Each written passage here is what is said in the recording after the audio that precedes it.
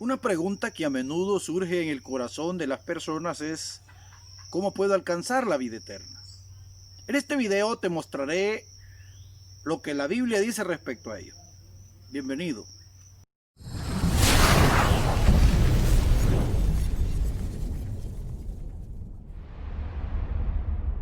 En un video anterior les había mostrado que los injustos no heredarán la vida eterna. En 1 Corintios capítulo 6 versículos 9 al 11. ¿No sabéis que los injustos no heredarán el reino de Dios? No erréis, ni los fornicarios, ni los idólatras, ni los adúlteros, ni los afeminados, ni los que se echan con varones, ni los ladrones, ni los ávaros, ni los borrachos, ni los maldicientes, ni los estafadores heredarán el reino de Dios. Y esto erais algunos, mas ya habéis sido lavados, ya habéis sido santificados, ya habéis sido justificados en el nombre del Señor Jesús y por el poder de nuestro Dios. Este es un breve listado que nos habla acerca de las personas que no heredarán el reino de Dios, pero aunque acá se mencionan algunos pecados, el pasaje inicia diciendo, ¿no sabéis que los injustos no heredarán el reino de Dios? Ahora me hago una pregunta, ¿quiénes son los injustos y quiénes son los justos? Porque si bien es cierto, para heredar la vida eterna, tienes que ser justo. Pero ¿quiénes son los justos y quiénes son los injustos? Según la Biblia, no según nosotros.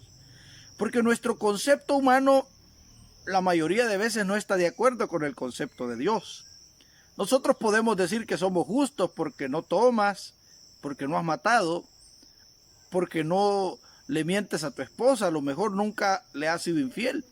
Sin embargo, nuestro punto de vista está muy lejos del punto de vista que Dios nos da a través de su palabra. Veamos lo siguiente. Si nos hacemos la pregunta si existe algún justo, ya que el pasaje anterior nos decía, no saben que los injustos no heredarán el reino de Dios. Ante esto, el apóstol Pablo nos dice lo siguiente. Romanos capítulo 3, versículo 10 al 12, como está escrito, no hay justo ni aún uno, no hay quien entienda, no hay quien busque a Dios. Todos se desviaron, algunas se hicieron inútiles, no hay quien haga lo bueno, no hay ni siquiera uno. Si observamos acá, el apóstol Pablo nos está diciendo que no hay ni siquiera una persona que sea justa. No hay justo ni aun uno, no hay quien busque a Dios, no hay quien entienda, y realmente la lista de este pasaje es mucho más extensa porque describe la naturaleza pecaminosa que hay en el corazón del hombre. El apóstol Pablo nos dice que debajo de nuestra lengua hay veneno, que con los pies nos apresuramos a hacerle mal a los demás, que con nuestra mente maquinamos maldad. Y si lo vemos desde esta perspectiva, porque esta es la perspectiva de Dios, así es como el hombre se ve delante de Dios, no hay ni uno solo que sea justo. No hay ni uno solo que pueda decir delante de Dios, yo merezco el cielo, o yo merezco la vida eterna, o yo merezco estar con Dios. No hay uno, porque no hay justo ni aun uno. Y si no somos justos, obviamente somos injustos, porque en esto no hay términos medios. No hay medio justo ni medio injusto.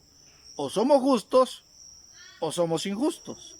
Ahora, el apóstol Pablo acá dice que no hay justo ni aun uno.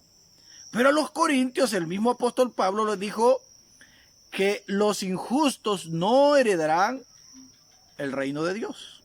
Ahora bien, el punto está, entonces, ¿cómo vamos a alcanzar la vida eterna? Ahora pensemos, ¿puede el hombre justificarse delante de Dios? En el libro de Job, capítulo 25 y versículo número 4 dice, ¿cómo pues se justificará el hombre para con Dios? ¿Y cómo será limpio el que nace de mujer? He aquí que ni aun la misma luna será resplandeciente, ni las estrellas serán limpias delante de sus ojos. Cuánto menos el hombre que es un gusano, y el Hijo del Hombre también gusano. Acá la Escritura nos está diciendo que no hay forma en la cual el hombre se pueda justificar delante de Dios. Es posible que tú digas que te vas a esforzar haciendo buenas obras, que te vas a esforzar haciendo sacrificios y haciendo cosas para agradar a Dios, y que a lo mejor te vas a esforzar haciéndole bien a las personas y quizá puedas vender tus posesiones y regalarle esto a los pobres, creyendo que de esta forma te vas a justificar delante de Dios. Pero acá la Escritura nos está diciendo que no hay forma en la cual el que nace de mujer se pueda justificar delante de Dios. La Escritura nos dice que nuestras buenas obras delante de Dios son como trapos inmundos, sucios. Los trapos inmundos son los que las mujeres utilizaban en la antigüedad en su periodo menstrual. Y acá la Escritura nos está diciendo que así como es inmundo eso delante de nosotros, no nos atreveríamos a tocarlo, así son nuestras obras delante de Dios, cuando nosotros creemos que por medio de ella podemos justificarnos ante Dios. Ahora bien, si esa es la forma en la que Dios ve nuestras buenas obras y nuestro propio esfuerzo por agradarlo, por justificarnos delante de Él, y si ya la Biblia nos dice que no hay justo ni aun uno, y que no hay forma ni siquiera una en la cual el hombre pueda justificarse delante de Dios, entonces ¿cómo podemos hallar salvación? Entonces ¿cómo podemos ser justificados? Si no hay forma. Veamos lo que la Biblia dice, y es el mismo apóstol Pablo quien nos lo dice en el capítulo 5 de Romanos, versículo número 1. Justificados pues por la fe, tenemos paz para con Dios, por medio de nuestro Señor Jesucristo, por quien también tenemos entrada por la fe a esta gracia en la cual estamos firmes y nos gloriamos en la esperanza de la gloria de Dios. Vemos cómo acá el apóstol Pablo nos dice que somos justificados delante de Dios por medio de Cristo. Dios es tan justo, Dios es tan santo que no dará por inocente al culpable. Eso dice la Escritura. Ahora, la única razón por la cual podemos ser justificados es cuando creemos en Cristo. ¿Por qué? ¿Por qué en Cristo? Porque la Biblia dice que en la cruz del Calvario, nos lo dice Isaías 53, Jehová cargó en él el pecado de todos nosotros. De modo que Cristo pagó por nuestros pecados cuando estaba en la cruz. Cuando una persona cree en Cristo, Dios ya no ve al malhechor, Dios ya no ve al sinvergüenza, Dios ya no ve al pecador, sino que Dios ahora ve a alguien por quien Cristo murió. Porque la santidad de Dios es tan perfecta que demanda que alguien muera por el pecado. Pero ese alguien, cuando se trata de la sustitución, debe ser alguien inocente, que no tenga culpa. Es lo que sucedía en la antigüedad, donde mataban corderos para que el cordero sustituyera al pecador. Ahora, en este caso, es Cristo quien murió una sola vez, el justo por los injustos, dice la Escritura.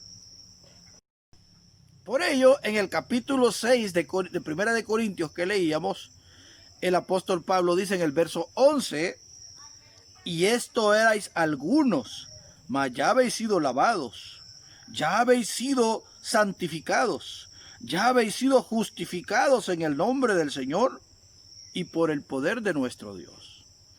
Si observamos la primera cita que leíamos, el apóstol Pablo dice, los injustos no heredarán el reino de Dios, y luego dice, no erren los ladrones, los adúlteros, los fornicarios, los que se echan con varones, los homosexuales, y ahí nos da una pequeña lista porque realmente la lista es más extensa, pero lo encierra con la palabra injustos.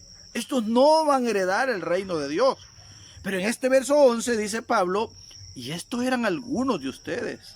O sea que dentro de los corintios habían personas que habían sido homosexuales, habían sido adúlteros, habían sido fornicarios, habían sido idólatras, y habían sido toda clase de pecadores, pero al venir a Cristo fueron justificados. Y ahora sí se pueden presentar delante de Dios como limpios, no porque ellos lo sean, sino porque Cristo pagó por sus pecados. Ahora concluyo respondiendo a la pregunta, ¿cómo podemos heredar la vida eterna? Creyendo en Cristo. Porque Él es el que pagó por nosotros. No hay otra forma. Que Dios te bendiga.